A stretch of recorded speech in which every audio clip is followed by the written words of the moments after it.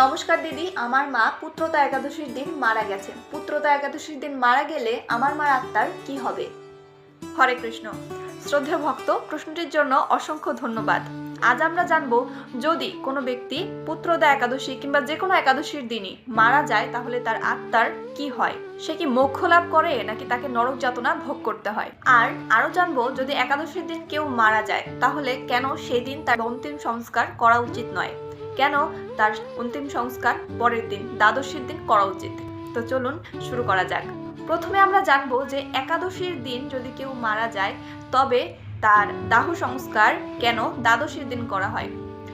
আমরা জানি, যদি কোনো ব্যক্তি মারা যায় তাহলে তার অন্তিম সংস্কার করা হয় এবং একটি নির্দিষ্ট সময় পরে তার পিণ্ডদান কার্যাদি করা হয়। যদি একাদশীর দিন পিণ্ডদান করা হয় তবে সেই দানকৃত পিণ্ডের মধ্যে কিন্তু অন্ন থাকে এবং সেই অন্নের ফলে ব্রত নষ্ট হয়ে যায়।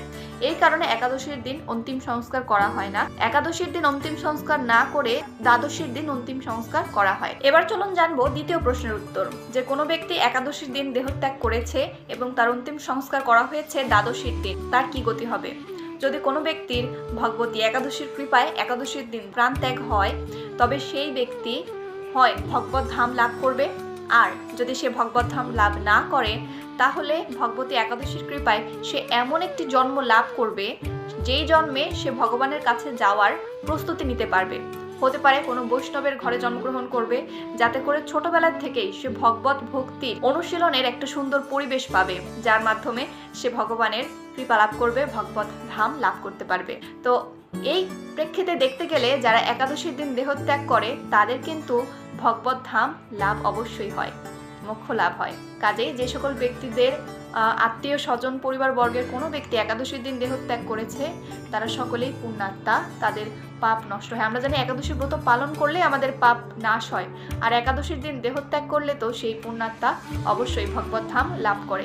হয়তো সে সরাসরি লাভ করে, তা না হলে এমন একটি দেহ লাভ করে যার মাধ্যমে সে ভগবত ভক্তির অনুশীলন করার মাধ্যমে ভগবত ধাম লাভ করে। এবার কোনো ব্যক্তি যদি অনেক অনেক পাপ করে তার জীবনে, সেও কি একাদশীর দিন মারা গেলে ভগবত ধাম লাভ করবে?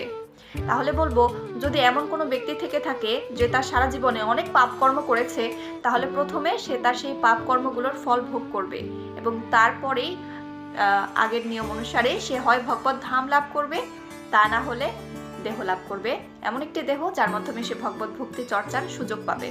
এই ছিল আজকের ভিডিওটি। কেমন লাগলো জানাবেন, ভালো লাগলে অবশ্যই লাইক এবং শেয়ার করতে পারেন। আজ বিদায় নিচ্ছি, সকলে খুব ভালো থাকবেন, সকলের উপরে রাধা মাধবের কৃপা বর্ষিত হোক। হরে কৃষ্ণ, রাধে রাধে।